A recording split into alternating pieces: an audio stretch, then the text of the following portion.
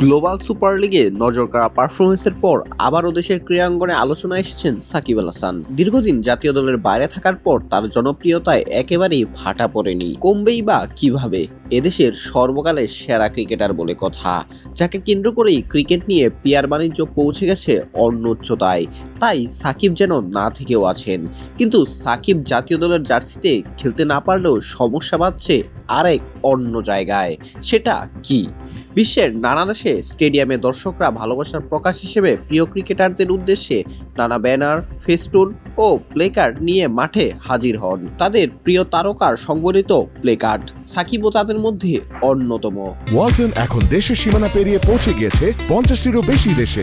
ওয়ালটন, ঘরে ঘরে বিশ্বজুড়ে। তবে চলতি বছরের শুরুতে বিপিএল চলাকালে মিরপুর শেরে বাংলা ক্রিকেট স্টেডিয়ামে সাকিব আল হাসানের নাম সংবলিত একটি প্লেকার্ড নিয়ে দর্শকরা প্রবেশ করতে চাইলে সেখানে দায়িত্বরত আইন শৃঙ্খলা রক্ষাকারী বাহিনীর বাধার মুখে তাদের পড়তে হয়।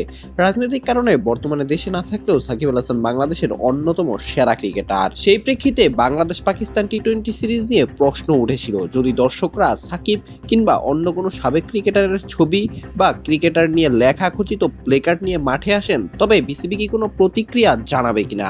এ বিষয়ে বিসিবির পক্ষ থেকেও জানানো হয়েছিল তাদের কোনো আপত্তি নেই। গেল টি-20তেই সাকিবের প্লেকার্ড নিয়ে ঢুকতে দেওয়া হয়নি এক দর্শককে।